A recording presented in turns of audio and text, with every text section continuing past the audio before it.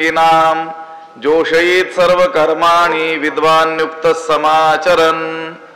नमामि सद्गुरुं शान्तं सच्चिदानन्दविग्रहं पूर्णब्रह्मपरानन्दमीशमालन्दिवल्लभम्। नमो सद्गुरु तुकया ज्ञानदीपा, नमो सद्गुरु सच्चिदानन्दरूपा, नमो सद्गुरु भक्तकल्याणमूर्ती, नमो सद्गुरु भास्करा पूर्ण कीर्ती। अखंडमंडलाकारं व्याप्तं येन चराचरं तत्पदं दर्शितं येन तस्मै श्री गुरवे नमः। जयांची केली स्मरण होय सकळ विद्यांचे अधिकरण, तेची बंधू श्री चरण श्री गुरूंचे ते नमस्कारोनी आता। न बुद्धिभेदं जनयेद अज्ञानां कर्मसंगिनां जोषयेत सर्व कर्माणि विद्वान्युक्त समाचरण। ग्रंथराज ज्ञानेश्वरीच्या 3ऱ्या अध्यायाचं चिंतन आपण करतो आहोत आणि या 3ऱ्या अध्यायातील 26व्या क्रमांकाचा हा श्लोक आहे। या श्लोकाचा अन्वय आणि अर्थ एकदा आपण पाहूयात। कर्मसंगिनां अज्ञानां बुद्धिभेदं न जनयेत विद्वान युक्तः समाचरन् सर्व कर्माणि जोषयेत। त्याचा अर्थ असा होईल, कर्मसंगीनां अज्ञानां,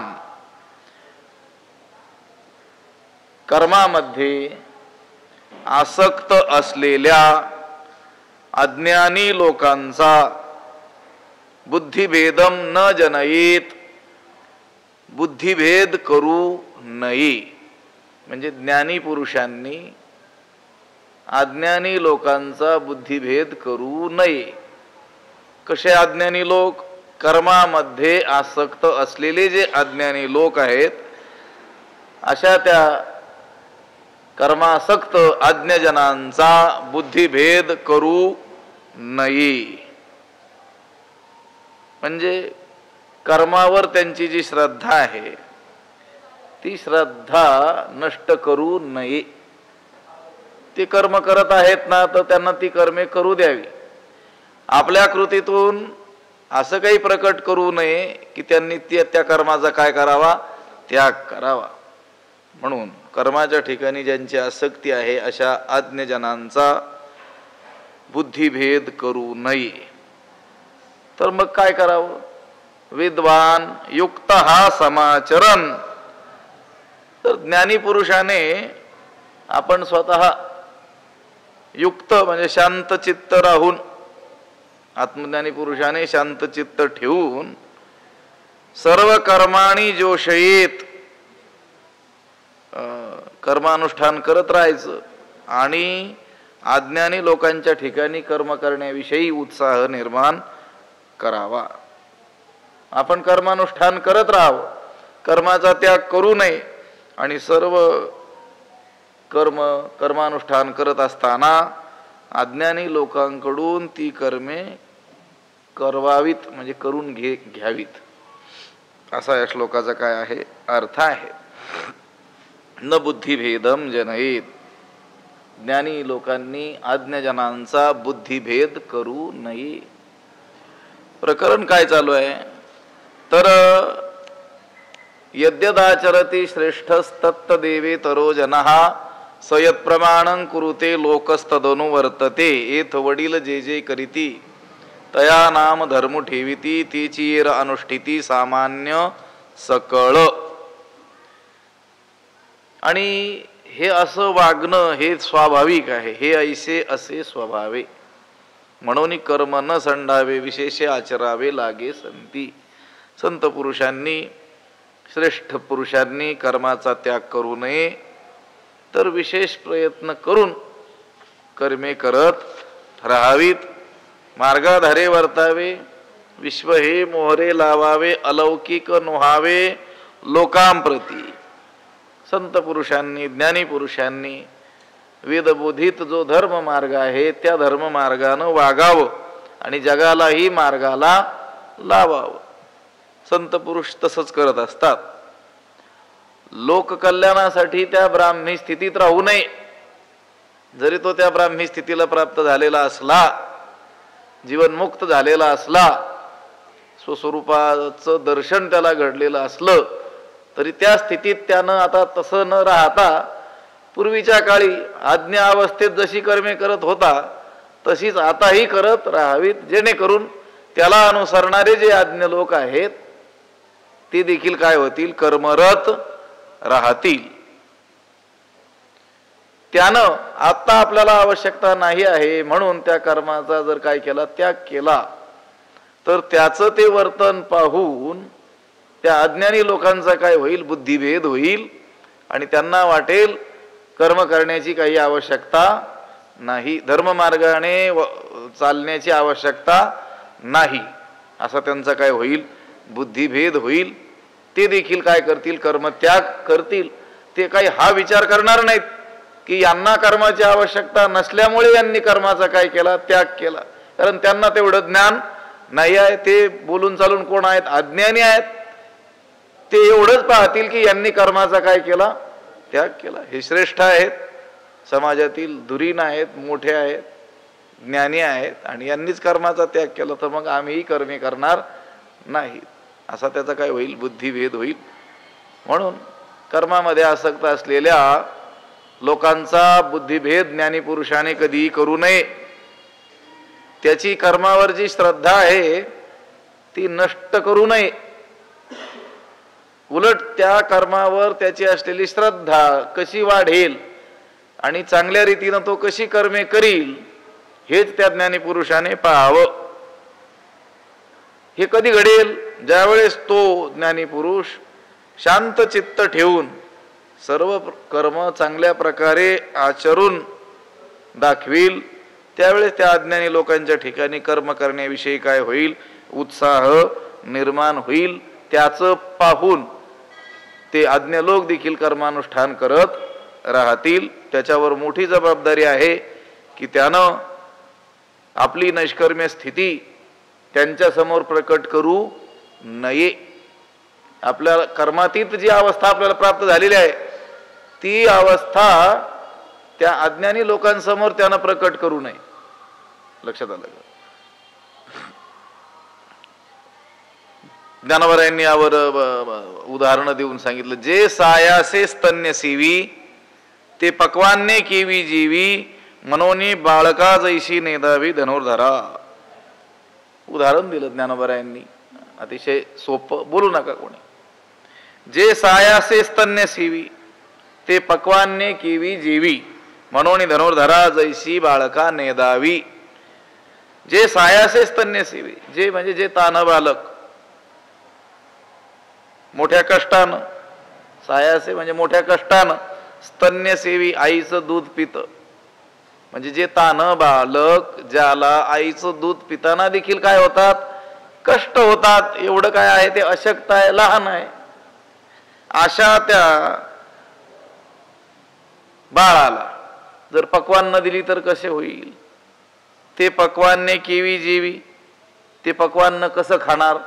कोणतं बालक, जे तान बालक, की ज्याला आईचं स्तनपान करण्यासाठी सुद्धा मोठे सायास करावे लागतात. मोठ्या प्रयासानं ते स्तनपान करू शकतं. एवढं अशक्त, एवढं लहान असलेलं ते पक्वान्न कशी काय खाऊ शकेल, की जे पक्वान्न पचवण्याकरिता प्रचंड काय लागते, शक्ती लागते, पचन शक्ती लागते. म्हणून धनुर्धरा हे अर्जुना, जैशी बाळकाने दावी, ज्याप्रमाणे बाळकाला ती देऊ नयेत काय, पक्वान्न. त्या बाळावर कितीही प्रेम असलं त्या आईचं आणि ती पक्वान्न कितीही श्रेष्ठ असली तरी देखील ती त्या बाळाला देणं उचित नाही, कारण त्या बाळकाची जी पचन शक्ती आहे ती तेवढी समर्थ नाही आहे. ते आईचं दूधच मोठ्या सायासानं पित आहे. जे सायासे स्तन्य सीवी, स्तन्य म्हणजे स्तनातील दूध. हे पहा, आता कोणीतरी बलवान पुरुष आहे, त्याला त्या पक्वान्न त्याला वाढणं ते उचित आहे, योग्य आहे. पण ज्या लहान बाळाकडून आईच्या स्तनातील दूध सुद्धा सेवन करणं हे त्याला कष्टप्रद होत आहे, त्याला ते बाळ चांगलं धष्टपुष्ट व्हावं म्हणून त्याला पक्वान्न देणं उचित नाही आहे. जर त्याला ती पक्वान्न खायला दिली कुणाला, त्या लहान बालकाला, तर दोन गोष्टी होतील. एक तर त्याला शक्ती प्राप्त होणार नाहीच, पण त्याच्यामध्ये असलेली थोडी बहुत शक्ती ती सुद्धा अपचनानं काय होऊन जाईल, क्षीण होऊन जाईल आणि ते बालक काय होईल, नष्ट होईल. म्हणजे अन्न पुष्टिकारक आहे, पण त्या बाळासाठी ते कसं होईल, विषकारक होईल, त्याला मारक होईल. त्याप्रमाणे ज्ञान हे श्रेष्ठ आहे, पण कोणासाठी ज्ञान श्रेष्ठ आहे, कोणासाठी ज्ञान पुष्टिकारक आहे, तर जो साधन चतुष्टय संपन्न असा जो साधक आहे त्याच्यासाठी ज्ञान काय आहे, पुष्टिदायक आहे. विवेक, वैराग्य, समाधी, षटक, मुमुक्षुत्व हे ज्याच्यामध्ये आहेत त्याला जर ज्ञान सांगितलं तर ते उचित होईल. पण आता सकाम कर्म करण्याची योग्यता ज्याच्या ठिकाणी अजून आलेली नाही, निष्काम नव्हे सकाम कर्म सुद्धा करण्याची योग्यता अजून ज्याच्यामध्ये आलेली नाही, त्याला आत्मज्ञान सांगून काय उपयोग आहे. त्याला काय करावं, त्याला कर्माचीच महती सांगावी आणि केवळ सांगू नये तर ती कर्मे आचरून दाखवावी. हे त्याच्यासाठी काय आहे, उचित आहे. जे सायास स्तन्य सेवी ते पक्वान्ने केवी जेवी. हे पहा, जर त्या अनधिकारी पुरुषाला हे भले श्रेष्ठ असलेलं ज्ञान ते जर सांगितलं तर ते ज्ञान त्याला पचणार तर नाहीच, उलट त्याचं काय होईल, अधपतन होईल. आणि तो काय होईल, कर्मे तर करणार नाही, उलट आता त्यानं ज्ञान श्रवण केलेलं असल्यामुळं ते आहे ती कर्मे काय करील, त्याचा त्याग करील आणि निषिद्ध कर्माकडे त्याची काय होईल, प्रवृत्ती होईल. म्हणून ते ज्ञान त्याला सांगू नये. ज्ञान श्रेष्ठ आहे, पण हा अधिकारी नाही, जो आज्ञा आहे. अजून ज्याला कर्मामध्येच योग्यता आलेली नाही, पुढे बोलतील, पुढच्याच ओवीमध्ये आहे. संतांनी सुद्धा अधिकार तैसा करू उपदेश साहे ओझे त्यास तेची देऊ असं म्हटलेलं आहे. ज्याचा जसा अधिकार असेल तसा उपदेश आम्ही त्याला करू. मुंगीवरी भार गजाचे पालान घालिता ते कोण कार्यसिद्धी, तुकोबाराय म्हणतात. मुंगीवरी भार गजाचे पालान, हत्तीवर जी अंबारी वगैरे ठेवली जाते तेवढं ओझं वागवण्यास तो समर्थ आहे. म्हण हत्ती ही जीव आहे आणि मुंगी देखील काय आहे म्हटले, जीवच आहे.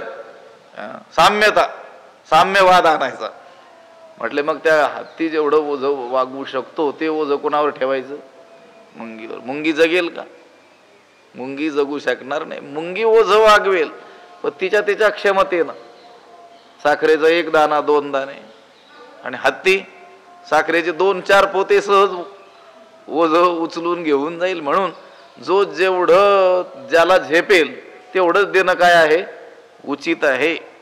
ज्ञानोबराय म्हणतात, जे सायासे स्तन्य सीवी ते पक्वान्ने केवी जेवी. म्हणून बाळका जैशी नेदावी धनुर्धरा. उदाहरण दिलं, हे धनुर्धरा, हे अर्जुना, जे बालक मोठ्या कष्टानं आईचं दूध पितं ते पक्वान्न कसं काय खाईल, म्हणून ती पक्वान्ने बालकाला देऊ नये. तैसी कर्मी जया अयोग्यता तया प्रती नैष्कर्म्यता न प्रगटावी खेळता आदी करुनी. तैसी जया कर्मी अयोग्यता तया प्रती खेळता आदी करुनी नैष्कर्म्यता न प्रगटावी. तैशी म्हणजे त्याप्रमाणे म्हणजे ह्या उदाहरणाप्रमाणे, ज्याप्रमाणे ते बालक आईचंच दूध मोठ्या कष्टानं पितं त्यामुळं ते पक्वान्न कसं काय सेवन करील, त्यामुळं त्या बालकाला ती पक्वान्ने देऊ नयेत. अगदी त्याप्रमाणे जया कर्मी अयोग्यता, ज्यांना कर्म करण्याचीच योग्यता नाही, कर्माचरण करण्यासही जे काय आहेत अपात्र आहेत, कर्म करण्याचे सुद्धा जे अधिकारी नाहीत, म्हणजे निष्काम कर्मे, शास्त्राने सांगितलेली जी कर्म आहेत ती करण्यामध्ये सुद्धा ज्यांचा अधिकार नाही, यथाशास्त्र कर्म करण्याची सुद्धा ज्यांच्यात योग्यता नाही, कर्मच नीट करता येत नाहीत, तयाप्रती त्यांच्यासाठी नैष्कर्म्यता न प्रगटावी, खेळता आधी करुणी त्यांच्यासाठी खेळताना म्हणजे सहज कौतुकानं सुद्धा नैष्कर्म्य अवस्था, नैष्कर्म्यता म्हणा, गुणातीतता ज्याला म्हणतात, विधी निषेध त्याच्या अतीत असलेली जी गोष्ट आहे अशी जी ज्ञानाची अवस्था ती प्रकट करू नये. सहज कौतुकानं, आज्ञ माणूस आहे, भले त्याला अधिकार नाही ज्ञानाचा, त्याला ज्ञान सांगू नये, पण चला सहज सांगूयात नैष्कर्म्य स्थिती कशी असते, कर्मातीतता कशी असते, हे त्याला आपण सहज खेळता खेळता सांगूयात म्हटले तरी देखील सांगू नये. त्याने काय होईल, त्याचा नाश होईल. ज्ञान हे श्रेष्ठच, पण त्या अनधिकाऱ्याला सांगू नये. आता हे पक्वान्न श्रेष्ठच की नाही, पण त्या बालकाला कौतुकानं देखील देऊ नये, कारण तुम्ही कौतुकाने दिलं तरी देखील त्याचा काय होणार आहे, नाश होणार आहे, कारण त्याच्यात ते पचवण्याचं सामर्थ्य नाही आहे. म्हणून तैशी कर्मी जया अयोग्यता. कर्मी अयोग्यता म्हणजे कर्मामध्ये अपात्रता, निष्काम कर्म करण्याची ज्यांची काय नाही आहे, पात्रता नाही आहे, त्याला नैष्कर्म्यता सांगू नये. तुकोबाराय ज्याप्रमाणे म्हणतात की नसता अधिकार उपदेशासी बलात्कार, तरी ते केले चार माकडा आणि गारोडी. अधिकार नसताना उपदेश करू नये. बुद्धिहीना उपदेश ते विष अमृती. तशी बुद्धी ज्यांच्याकडे नाही त्यांना हा उपदेश करणं म्हणजे काय आहे, त्या अमृतामध्ये विष कालवण्यासारखं आहे. उदाहरण बघूया. हे पहा, तामस कर्म करणारा जो पुरुष आहे, निषिद्ध विषय सेवन करणं हेच ज्याला जमतं, हाच त्याच्या दृष्टीनं पुरुषार्थ आहे, त्याला काय म्हणतात शास्त्रामध्ये, पामर म्हणतात.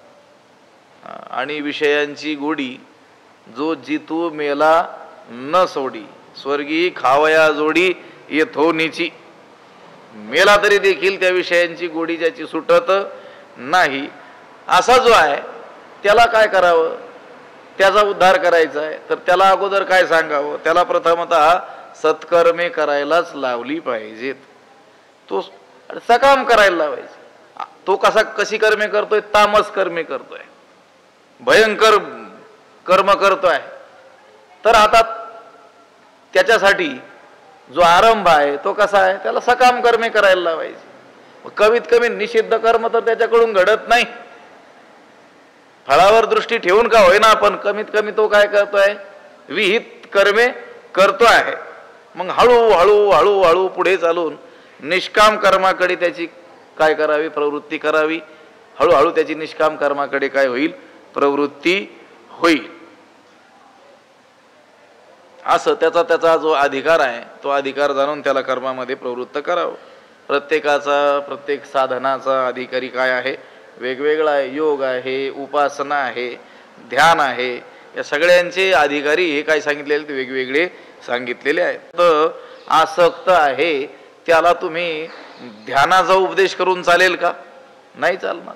त्याला बघ त्याचं ते निषिद्ध कर्म सुटावं म्हणून काय करायचं, सकाम कर्मामध्ये त्याची प्रवृत्ती करायची. त्याला सत्यनारायणाचं काय सांगायचं, महत्त्व सांगायचं की सत्यनारायणाची विधी केल्या, पूजन केलं की अमुक काय होतं, फळ प्राप्त होतं. ठीक आहे, त्या फळावर दृष्टी ठेवून का होईना तो काय करील, निषिद्धाचा त्याग करून त्या सकाम कर्मामध्ये काय होईल, प्रवृत्त होईल. पुढे चालून हळूहळू त्याला हे सांगता येईल की अरे आपण जर मनात इच्छा ठेवून जर सत्यनारायणाची पूजा केली तर जे इच्छिलं तेवढंच प्राप्त होतं. पण जर देवाकडे काही न मागता जर आपण त्याची भक्ती केली तर देव भरपूर काहीतरी देतो. बघा तो काय होईल, तो ते कर्म कसं करील, निष्काम करील. मग हळूहळू निष्काम जे उपासना आहेत, एकादशी सारखी व्रत आहेत, याकडे त्याची काय होईल, प्रवृत्ती होईल. आणि हळूहळू तो काय होईल, निष्काम कर्म करू लागेल. अशी प्रत्येक साधनाचा जो अधिकारी आहे तो काय आहे, भिन्न आहे. ज्याचा जसा अधिकार आहे तसाच त्याला काय करावा, उपदेश करावा. तैसी कर्मी जया योग्यता तया प्रती नैष्कर्म्यता न प्रगटावी खेळता आदी करुणी. कर्मामध्येच ज्याची अजून योग्यता झालेली नाही त्याला सहज खेळता खेळता कौतुकानं नैष्कर्म्यता सांगू नये. हे बा, अज्ञानी जो मनुष्य आहे, अर्धवट जो मनुष्य आहे, त्या मनुष्याला सर्वम खलविदम ब्रह्म, हे सर्व ब्रह्मरूप आहे असं सांगतो.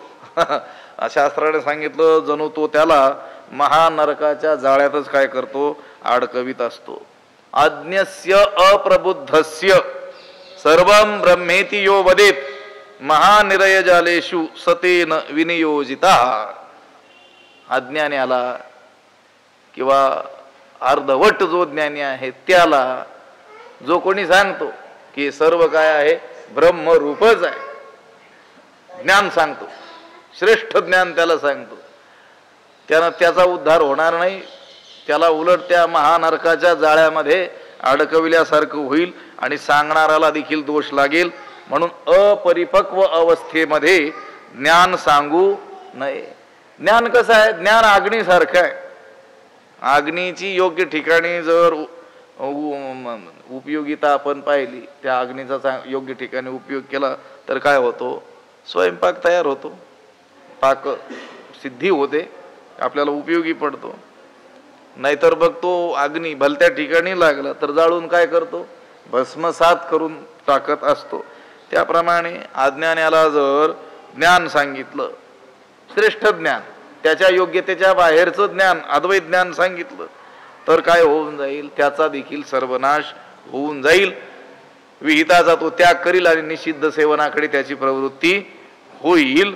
म्हणून त्याच्या समोर खेळता आदी करुणी सहज कौतुकानं देखील ही नैष्कर्म्यता प्रकट करू नये. मग काय करावं, तर त्या ज्ञानी पुरुषानं त्याच्यासाठी काय करावं, तेथे सत्क्रियाची लावावी, त्याची एकी प्रशंसावी, निष्कर्मी ही दावावी आचरोनी, किंवा नैष्कर्मी ही दावावी आचरोनी, तेथे सत्क्रियाची लावावी, त्याची एकी प्रशंसावी, नैष्कर्मी ही आचरोनी दावावी, तेथे सत्क्रियाची लावावी. त्यांना सत्क्रियता जी आहे तिकडेच काय करावं, प्रवृत्त करावं. कुणी, ज्ञानी पुरुषाने.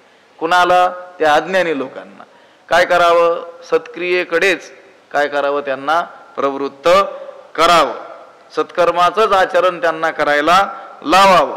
त्याची एकी प्रशंसावी, त्या सत्कर्माचीच काय करावी, थोरवी गावी, प्रशंसा करावी, त्या सत्क्रियेचीच काय करावी, त्यांच्या समोर स्तुती करावी. सत्कर्म कसे श्रेष्ठ आहेत हेच वारंवार काय करावं, त्यांना सांगावं. नैष्कर्मी ही आचरणी दावावी. आणि जे नैष्कर्मी स्थितीला पोहोचलेले लोक आहेत, कर्मातीत जे झालेले आहेत, ज्ञानी जे लोक आहेत, त्यांनी सुद्धा सत्कर्माचंच आचरण करून दावावं. केवळ सांगावंच नाही, तुम्ही सत्कर्मे करीत राहा, सत्कर्म अशी श्रेष्ठ आहेत, सत्कर्माची स्तुती केली, एवढंच नाही तर नैष्कर्मी ही दावावी आचरोनी, नैष्कर्मी ही आचरोनी दावावी. त्या नैष्कर्मी स्थितीला प्राप्त झालेल्या त्या पुरुषानेही स्वतः सत्क्रियाच आचरून दाखवावी, तेथे सत्क्रियाची लावावी, तेची एकी प्रशंसावी, नैष्कर्मी ही दावावी आचरोनी, आचरण करून दाखवावं. नैष्कर्म्य पुरुष म्हणजे नैष्कर्म्य स्थितीला प्राप्त झालेल्या पुरुषाने देखील, म्हणजे आत्मज्ञानी पुरुषाने सुद्धा नुसता उपदेश करू नये, तर स्वतः कर्माचरण करून आदर्श म्हणून ते त्या लोकांसमोर ठेवलं पाहिजे. आता कोणाला शंका येईल की जो निष्कर्मी स्थितीला पोहोचलेला जो पुरुष आहे त्यानं जर पुन्हा कर्म केलं तर त्याला ते बाधक होणार नाही का? आता त्याला आवश्यकता राहिलेली नाही, तो कर्मातीत झालेला आहे, नैष्कर्म्य स्थितीला पोहोचलेला आहे, तो ज्ञानी झालेला आहे. आता त्याला कर्म करण्याची आवश्यकता नसताना तुम्ही सांगता त्याप्रमाणे लोकसंग्रहालागी त्याने कर्म करावीत, लोकांना मार्गाला लावण्याकरिता कर्मे करावीत, मार्गाधारे वर्तावे, विश्व हे मोहरे लावावे, अलौकिक नोहावे, लोकाप्रती आपल्या नैष्कर्म्य स्थितीमध्ये नुसतं राहू नये, आत्मानंदामध्ये निमग्न राहू नये, तर काय करावं? त्या वेदबोधित धर्ममार्गानं पुन्हा वागून दाखवावं. लोक जगाला काय करावं? मार्गाला लावावं. मार्गाला लावण्याकरिता आपण देखील ती क्रिया करून दाखवावी, नैष्कर्मी ही दावावी आचरणी. पण असं कर्माचरण करत असताना ते कर्म त्याला बाधक नाही ठरणार का? म्हटले नाही ठरणार. तया लोक संग्रहालागी वर्तता कर्मसंगी, तो कर्मबंधू अंगी वाजेल ना. लोकसंग्रहालागी कर्मसंगी वर्तता, तो कर्मबंधू तया अंगी वाजेल ना. अशा रीतीनं तो ज्यावेळेस लोकसंग्रहाकरिता म्हणजे लोकांना सन्मार्गाला प्रवृत्त करण्याकरिता कर्मसंगी वर्तता कर्माचरण करीत असताना तो कर्मबंधू ते कर्माचं बंधन तया अंगी वाजेल ना, त्याच्या अंगाला चिकटणार नाही, त्यास कर्मबंध बाधणार नाही.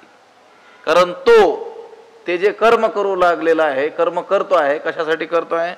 लोक संग्रहालागी, लोकांना सन्मार्गाला प्रवृत्त करण्याकरिता. मी काल सांगितलं होतं आपल्याला, लोकसंग्रह शब्दाचा अर्थ केवळ लोक गोळा करणं असा नाही आहे. लोक ते संग्रह शब्दाचा अर्थ काय घेतात? संग्रह, गोळा करणं, संपादन करणं. आणि लोकसंग्रह म्हणजे लोक गोळा करणं, त्याला काय म्हणतात? लोक. तसा अर्थ नाही इथं. लोकसंग्रह शब्दाचा अर्थ आहे लोकांना सन्मार्गाला लावणं. म्हणून काल मी आपल्या भाषेत सांगितलं होता लोकसंग्रह शब्दाचा अर्थ. लोक जोडणं महत्वाचं नाही, लोक घडणं महत्वाचं आहे. लोक किती गोळा केले याला शास्त्रात लोकसंग्रह म्हणत नाहीत. किती लोक सन्मार्गाला लावले त्याला काय म्हणतात? लोकसंग्रह. आणि असा लोकसंग्रह संतजन करत असतात. आपण काल पाहिलं होतं, कुर्याद विद्वांस तथा सक्त चिकीर्षुर लोकसंग्रहम चिकीर्षुः. लोकसंग्रहाची इच्छा करणाऱ्या ज्ञानाने देखील काय करावं? अनासक्त राहून कर्मे करावीत. तो करत राहतो आणि ती कर्मे त्याला बाधक ठरत नाही. तया लोकसंग्रहालागी वर्तता कर्मसंगी, तो कर्मबंधू अंगी वाजेल ना. लोकसंग्रहाकरिता कर्माचा संबंध ठेवून वर्तन करत असतानाही तो कर्मबंध त्याच्या अंगी चिकटत नाही. कर्मबंधू, कर्माचं बंधन, कर्माचा पाश. कर्मबंध याचा अर्थ आहे स्वर्ग नरकादी साधन असलेलं, जे धर्माधर्म रूप म्हणजे पाप पुण्य स्वरूप असलेलं कर्म किंवा जन्म मरण, असा कर्मबंध शब्दाचा काय आहे? अर्थ आहे. हे पहा, स्वर्ग किंवा नरक याच्या प्राप्तीचं साधन धर्म किंवा अधर्म म्हणजे पाप किंवा पुण्य. पुण्याधिक्य असेल तर स्वर्ग, पापाधिक्य असेल तर नरक. पाप कर्म किंवा पुण्य कर्म याला काय म्हणतात? कर्मबंध म्हणतात. कारण भलेही पुण्य केलं आणि त्या पुण्य बलानं तो स्वर्गादी लोकांतराला गेला तरी देखील तो काय आहे? बंधच आहे. पुन्हा त्याला पुनरावृत्ती काही चुकत नाही, म्हणून त्याला कर्मबंध म्हणतात. किंवा जन्म मरण याला देखील काय म्हणतात?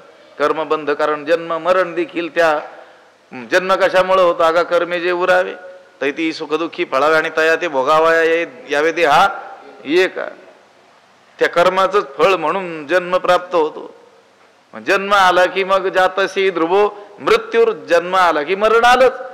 जन्म आला की रोगाधिकाचं दुःख आलंच. जन्म आला की या दारिद्र्याधिकाचं काय आलं? दुःख सगळी दुःख मालिका कुठे सुरू होते?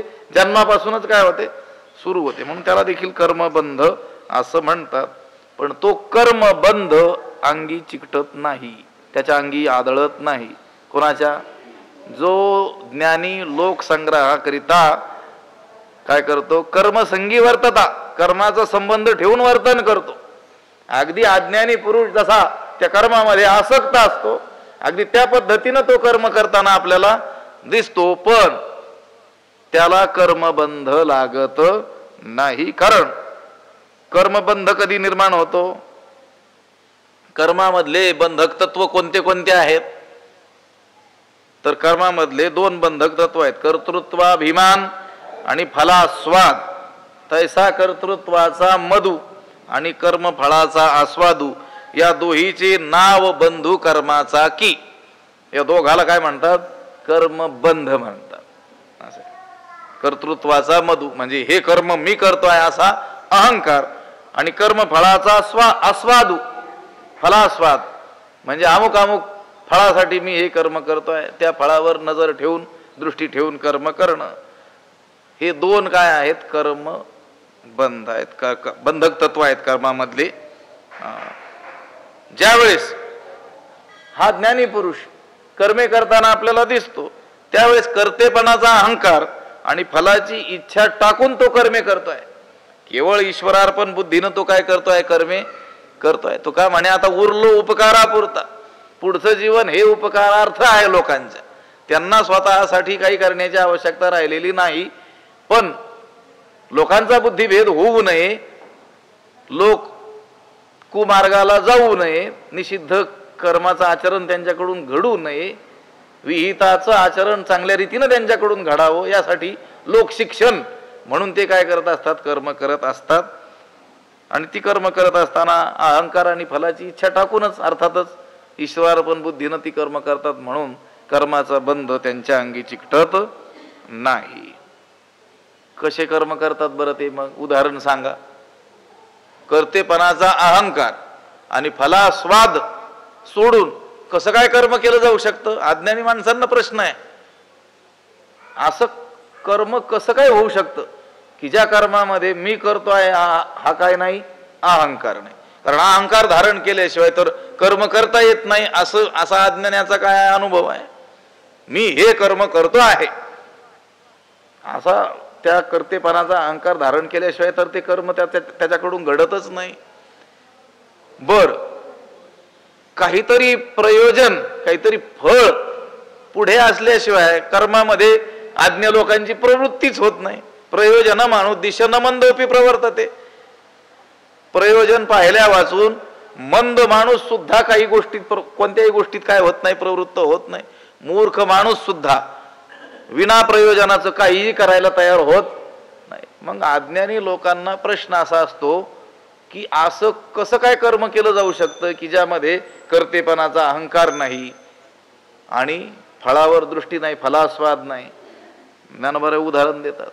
तो महात्मा करतो म्हणे, त्याला आवश्यकता नसताना सुद्धा लोकसंग्रहाकरिता तो जी कर्मे करतो ती अशा रीतीनं करतो, कर्तृत्वाचा अहंकार टाकून आणि फलास्वाद टाकून करतो. म्हटले कसं? उदाहरण सांगतात उदाहरण. जैसी बहुरूपियाची रावो राणी, स्त्री पुरुष भावो नाही मनी, परी लोक संपादनी तैसीच करीती. जैसी बहुरूपियाची रावो राणी, मनी स्त्री पुरुष भावो नाही, परी लोक संपादनी तैसीच करीती. जैसी म्हणजे ज्याप्रमाणे, बहुरूपियांची रावो राणी, बहुरूपी लोक, त्यापैकी एक बहुरूपी काय झाला? राजा झाला, आणि दुसरा बहुरूपी काय झाला? राणी झाला. बहुरूपी काय होतो? राजाही होतो. बहुरूपी काय होतो? राणीही होतो. राजा राणीचं काय घेतो? सोंग घेतो. पण मनी स्त्री पुरुष भाव नाही, परंतु त्यांच्या मनामध्ये स्त्री भाव पुरुष भाव नसतो. म्हणजे ज्या बहुरूपियानं राणीचं सोंग घेतलेलं आहे त्याच्या मनामध्ये मी स्त्री आहे असा भाव आहे का? स्त्री पुरुष भाव नाही. मनी परी लोक संपादनी तैशीच करीती, परंतु लोकांकरता, लोकांच्या मनोरंजनाकरता तशीच करीती, तसंच करत राहतात. तसं काय करतात, त्याला काय म्हणतात, अभिनय बतावणी, अभिनय करत राहत असतात. अगदी त्याप्रमाणे ज्ञानवान पुरुष लोकसंग्रहाकरिता निरहंकार आणि निष्काम वृत्तीनं सत्कर्माचं काय करतो, आचरण करतो. जैसी बहुरूपियाची रावो राणी. बहुरूपी म्हणजे सोंग आणणारी, बहुरूपी वेगवेगळी अनेक रूप जो घेतो त्याला काय म्हणतात, बहुरूपी. काय असतात, पुरुषच असतात. एक राजाचा सोंग घेतो, दुसरा राणीचं सोंग घेतो, परंतु दोघाच्याही मनामध्ये पती पत्नीत्वाचा अहंकार नसतो. त्यामुळे काही फलासक्तीही नसते. परंतु पाहणाऱ्यांची समजूत मात्र ते कशी करून देतात, जणू काही आपण राजा राणी आहोत, पती पत्नी आहोत, अशीच त्या समोरच्या पाहणाऱ्यांची, त्या प्रेक्षकांची समजूत, पक्की समजूत ते करून देत असतात. त्याप्रमाणे लोकसंग्रहाची इच्छा ज्या ज्ञानी पुरुषाच्या मनात आहे. लोकसंग्रह शब्दाचा अर्थ पुन्हा लक्षात ठेवा, कालही सांगितलं ना आजही सांगितलं. लोकांना लोकसंग्रह म्हणजे लोक गोळा करणं एवढाच अर्थ ठाऊक आहे. लोकसंग्रह शब्दाचा अर्थ, या गीतेतील लोकसंग्रह शब्दाचा अर्थ जर केवळ लोक गोळा करणं असा असता तर हे नाटक तमाशा करणारे लोक सुद्धा खूप लोक गोळा करतात, ते संत झाले असते. बोलणं लक्षात येतंय का कोणा? लोकसंग्रह शब्दाचा अर्थ केवळ लोक गोळा करणं नाही, तर लोक सन्मार्गाला लावणं. पण कधी अनेक वेळेस बोलून गेलेलो आहे ना, म्हणजे इथं किती लोकांची गर्दी आहे याला महत्व नाही, इथं येणारे लोक कोण आहेत याला महत्व आहे. आता इथं प्रवचनाला सुद्धा किती लोक आहेत याला महत्व आहे का? फारसं याला फारसं महत्व नाही. प्रवचनाला येतात हे महत्वाचं आहे. किती लोक आले याला काही महत्व नाही. नाहीतर आपण वर्षभर जरी प्रवचन केली, 1 वर्ष पूर्ण, आणि त्या वर्षभरात लोकांची संख्या गुणाकार केला, रोज जेवढे होते तेवढे वर्षभरात मोजले, तर त्यापेक्षाही अधिक लोक एका वेळेस काही लोकांच्या याला उपस्थित आहेत व्याख्यानाला. मग त्याला लोकसंग्रह म्हणावं लागेल. कशाला? लोक गोळा करणं. याला लोक गोळा करणं हा लोकसंग्रह नाही. लोक सन्मार्गाला लावणं आणि कुमार्गापासून जाण्यापासून त्यांची काय करणं, निवृत्ती करणं, याला काय म्हणतात, लोकसंग्रह म्हणतात. आणि असा लोकसंग्रह करण्याची ज्यांची इच्छा आहे, असे जे ज्ञानी लोक आहेत ते जगाला काय करतात, कर्म करून दाखवतात. पण कर्म करत असताना कर्तृत्वाचा अहंकार ठेवत नाहीत आणि फलाचा आस्वाद नसतो. कसं? जैसी बहुरूपियाची रावराणी, स्त्री पुरुष भावो नाही मनी, परी लोक संपादनी तैशीच करीती. ज्याप्रमाणे ते बहुरूपी लोक राजा राणीचं सोंग घेतात, पण मनामध्ये त्यांचा स्त्री पुरुष भाव नसतो. ते काही स्वतःला राणीचं सोंग घेतलेला तो पुरुष स्वतःला काही स्त्री मानत नाही. पण जरी तो मनामध्ये स्वतःला स्त्री मानत नसला तरी देखील तिथं अभिनय करताना मात्र कसा करतो, स्त्री सारखाच. अगदी समोरच्याला कळूही नये की हा पुरुष आहे की स्त्री आहे. अगदी त्याच पद्धतीनं ज्ञानी पुरुष, त्याला कर्म करण्याची आवश्यकता उरलेली नसताना सुद्धा केवळ लोक सन्मार्गाला लागावेत, लोक शिक्षण हा हेतू ठेवून तो काय करत असतो, कर्म करून दाखवत असतो. आतमध्ये मात्र मी कर्म करतो आहे असा लेश मात्रही अहंकार त्याच्या नसतो. पण समोरच्याला मात्र असं वाटावं की हा कर्मामध्ये आसक्त होऊन काय करतो आहे, कर्म करतो आहे. संत तसं वागून आपल्याला दाखवत असतात. एक वाक्य तुम्हाला सांगतो, आपली सेवा संपवायची आहे. हे जे महात्मे असतात, आमचे श्री गुरु स्वामीजी असतील किंवा आता तुमच्या सद्भाग्यानं तुम्हाला पाहायला मिळालेले सद्गुरू वैकुंठवासी बंशी बाबांसारखे महात्मे असतील, एखादी संस्था चालवताना, एखादं मठ मंदिर चालवताना इतक्या आसक्तीनं वागतील की तुम्ही संसारी लोक सुद्धा एवढे आसक्त असणार नाहीत, सुईला देखील हात लावू देणार नाहीत. लक्षात आलं का? माझं बोलणं लक्षात येत आहे का? कशाला? एक सुई टाचणीला सुद्धा हात लावू देणार नाही. इतकी जणू काही त्यांच्या मनात काय आहे, आसक्ती. पण आसक्ती नसते आणि प्रसंग आला तर त्याच क्षणाला अंगावरच्या कपड्यानिशी निघूनही जातील, एवढंही काय असतं त्यांच्यामध्ये वैराग्य. पण ज्यावेळेस ती संस्था ते चालवत असतात त्यावेळेस मात्र असं दाखवतात की अट्टल जो संसारी आहे त्याच्यापेक्षा देखील चांगल्या रीतीनं काय करतात ते चालवताना आपल्याला दाखवत असतात. भावना ही मनी परी लोक संपादनी तैशीच करीती. आज भगवद्गीतेची काय आहे, जयंती आहे. मार्गशीर्ष शुद्ध एकादशी, मोक्षदा एकादशी. आजच्या दिवशीच भगवान श्रीकृष्णांनी कुरुक्षेत्रावर अर्जुनाला त्याचा मोह दूर व्हावा याकरिता काय केली, भगवद्गीता सांगितली. अर्जुनाला सांगितली म्हणजे केवळ अर्जुनासाठी ती सांगितली नसून अर्जुन हा समस्त मानव जातीचा प्रतिनिधी आहे, सगळ्या मानवांसाठी अर्जुनाच्या निमित्तानं सांगितली. अर्जुनम निमित्तीकृत्याह भगवान वासुदेवा, असं भगवान आचार्यांनी भाष्यात म्हटलं. ज्ञानोबारायांनी देखील म्हटलेलं आहे, अर्जुनाचे नि व्याजे गीता प्रकाशुनी श्रीराजे, संसारा एवढे थोर ओझे हिडिले जगाचे. समस्त संसार हा मोहानं ग्रस्त झालेला आहे आणि हा मोहरूपी शत्रू नष्ट करण्याचं काम गीतेतील ज्ञान करतं. ज्ञानोबरायांनी तर जवळजवळ 100 अशा ओव्या आपल्याला आढळतील ज्यामध्ये भगवद्गीतेचं अलौकिक असं काय केलेलं आहे, वर्णन केलेलं आहे. तैसी गीता हे सप्तशती मंत्र प्रतिपाद्य भगवती, मोह महिषा मुक्ती आनंदली असे. ज्ञानोबराय म्हणतात ही भगवद्गीता जणू मला कशी दिसते आहे, मोह महिषासूर मर्दिनी सारखी दिसते आहे, त्या भगवती सारखी दिसते आहे, त्या आंबेसारखी दिसते आहे की जिनं त्या महिषासुराचा काय केला, नाश केला. पण त्या आंबेनं त्यावेळेस त्या एका महिषासुराचा काय केला, नाश केला. पण सगळ्या जगाला सर्व काळ त्रस्त करणारा हा मोहरूपी महिषासूर, त्याचा नाश करणारी ही भगवद्गीता जणू कोण आहे, महिषासूर मर्दिनीच आहे. आणि या मोहरूपी महिषासुराला मारूनच ती काय होते आहे, आनंदित होते आहे. म्हणून जीवाच्या ठिकाणी असलेला जो मोह आहे, अज्ञान आहे, अविवेक आहे, हा भगवद्गीतेच्या अध्ययनानेच काय होऊ शकतो, दूर होऊ शकतो. भगवद्गीता म्हणा किंवा ग्रंथराज ज्ञानेश्वरी म्हणा, कारण ज्ञानेश्वरी हा ग्रंथ सुद्धा ज्ञानोबरायांनी सांगितला. ज्ञानोबराय हे साक्षात महाविष्णूचा अवतार सखा माझा ज्ञानेश्वर आहे. त्या गीतेची जयंती आजच्या दिवशी आहे. आज गीता जयंतीचा दिवस आहे. आपण संकल्प करूया की आजपासून जे पठन करत नसतील त्यांच्यासाठी कमीत कमी गीतेचे 10-20 श्लोक, एखादा अध्याय रोज वाचण्याचा आपण काय करू, प्रयत्न करू. पुंडलीक वरदा हरिविठ्ठल श्री ज्ञानदेव तुकाराम पंढरीनाथ भगवान की. माऊली ज्ञानेश्वर महाराज विठ्ठल विठ्ठल विठ्ठल विठ्ठल विठ्ठल.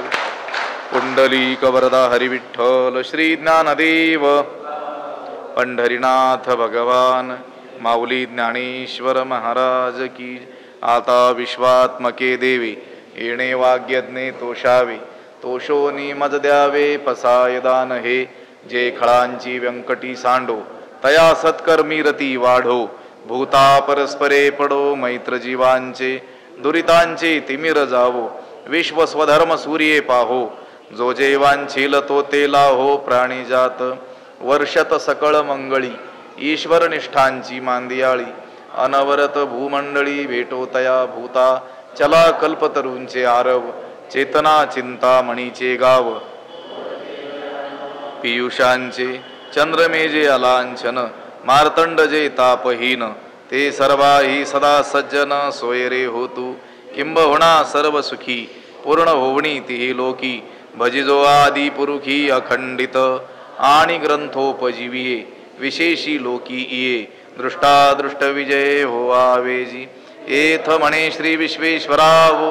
हा होईल दान पसावो, येणे वरे ज्ञान देवो सुखिया झाला. येणे वरे ज्ञान देवो सुखिया झाला. येणे वरे ज्ञान देवो सुखिया झाला. पुंडलीक वरदा हरिविठ्ठल श्री ज्ञानदेव तुकाराम पंढरीनाथ भगवान की जय. माऊली ज्ञानेश्वर महाराज, जगद्गुरु तुकाराम महाराज, शांती ब्रह्म एकनाथ महाराज, सद्गुरु बंशी महाराज, सद्गुरु जोग महाराज की जय. काय असतात? पुरुषच असतात. एक राजाचं सोंग घेतो, दुसरा राणीचं सोंग घेतो, परंतु दोघाच्याही मनामध्ये पती पत्नीत्वाचा अहंकार नसतो. त्यामुळे काही फलासक्तीही नसते. परंतु पाहणाऱ्यांची समजूत मात्र ते कशी करून देतात?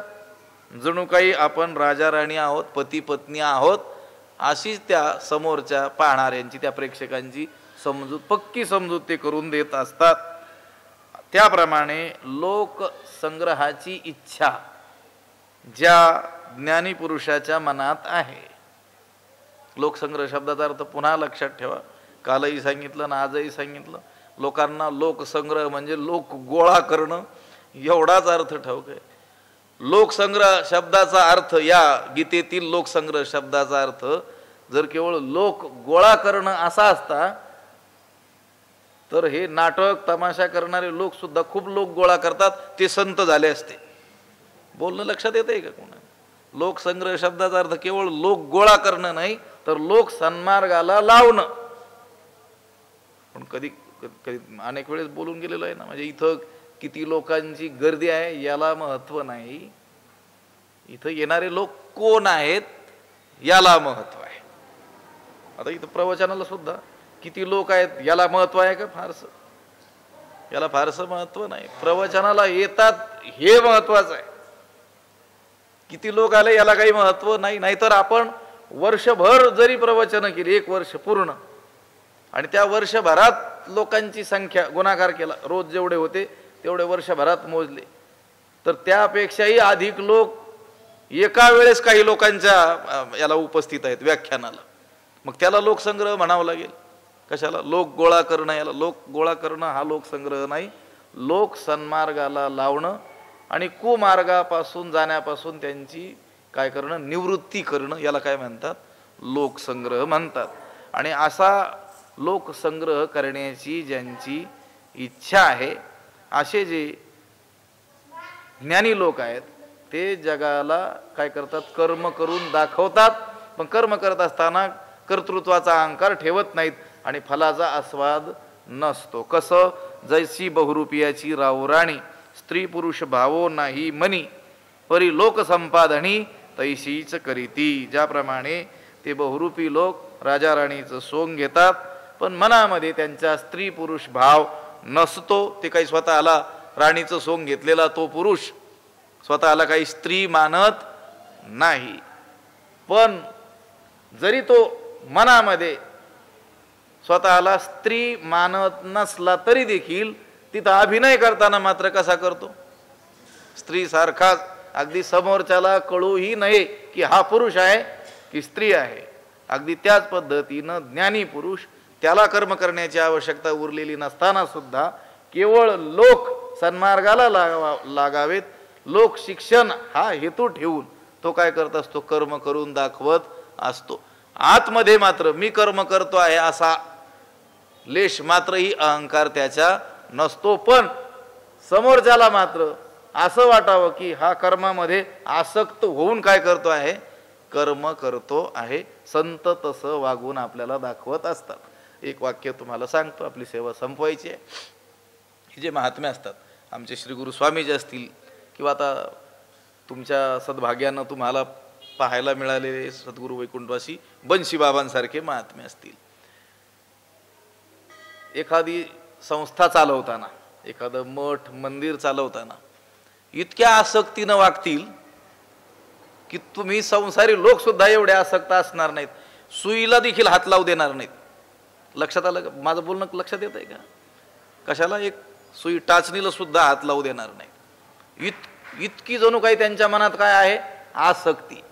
पण आसक्ती नसते, आणि प्रसंग आला तर त्याच क्षणाला अंगावरच्या कपड्यानिशी निघूनही जातील. एवढंही काय असतं त्यांच्यामध्ये? वैराग्य. पण ज्यावेळेस ती संस्था ते चालवत असतात त्यावेळेस मात्र असं दाखवतात की अट्टल जो संसारी आहे त्याच्यापेक्षा देखील चांगल्या रीतीनं काय करतात? ते चालवताना आपल्याला दाखवत असतात. कशासाठी? झालेलं उदाहरण सांगतो. आता मला आठवलंय आमच्या श्री गुरूंचं. त्यांनी सांगितलं होतं, एक थोडीशी वस्तू तिचं काही नुकसान झालं तर सगळा आश्रम डोक्यावर घ्यायचा. आता हे शूटिंग होतं तेवढा भाग कट करा, बोलतील मला नाही तर. एखादी वस्तू दाबणासारखी एक छोटी वस्तू हरवली, गहाळ झाली, तो सगळा आश्रम डोक्यावर घ्यायचे स्वामीजी. आणि मग नंतर सांगायचे, अगदी जेवत्या ताटावरून उठवायचे, नंतर सांगायचे की भविष्यात तुम्ही साधू होणार आहात तर तुम्ही बेजबाबदारीनं वागू नये, याच्यासाठी हे शिक्षण आहे. एक झालेली गोष्ट सांगतो. एक तलाव बांधला होता आणि त्याला कंपाऊंड आम्ही केलं होतं. जवळजवळ 2 महिने 8-8 तास मजूर जशी कामं करतात तशी कामं त्या ठिकाणी केली. शेवटचा दिवस ते कंपाऊंडचं काम झालं, पण जेवढ्या वस्तू नेलेल्या होत्या तेवढ्या काही मागं आल्या